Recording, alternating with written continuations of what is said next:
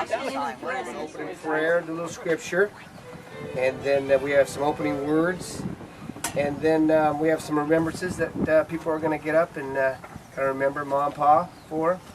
And this is a resting place. And then there's some quotes and a little scripture reading, closing prayer, and a benediction. But it's all swallowed up by the fact we're just going to put to rest 2 lives that are well lived.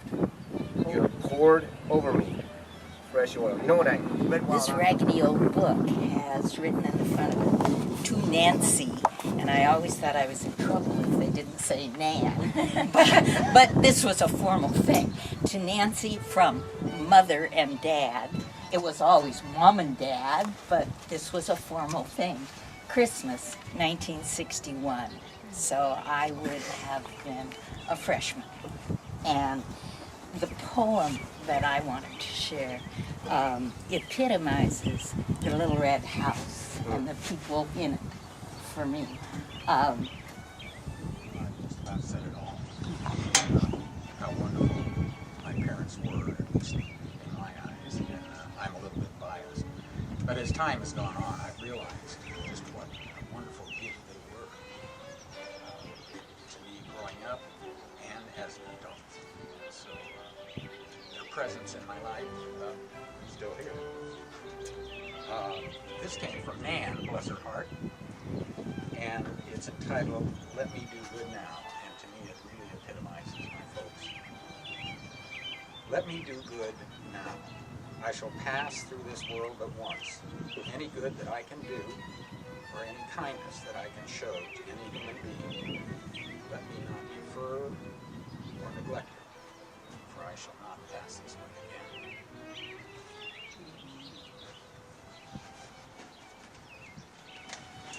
And anybody else who wants to add anything?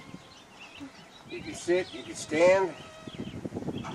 Well, I don't even know what's going to come out of my mouth. But, you know, Biddy and Max, I was with them every single day of my life. They were there for me. I have very special memories because we lived just down the alley from Biddy and Max when they lived in Tulare. And so my mom would say I could run down to Biddy's, and I did, and Biddy was always happy to see me whenever I showed up.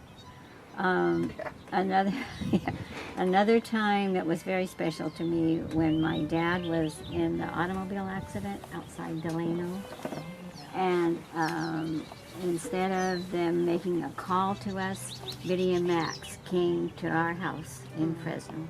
I remember opening the door, and there they were, and I thought, well, how nice.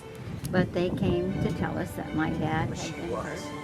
She was laying there, and I was reading some Psalms to her, and it was almost as though she wanted to say what she always said, and that was, just so glad you're here. Mm-hmm. How many times did she tell you? I'm just so glad you're here.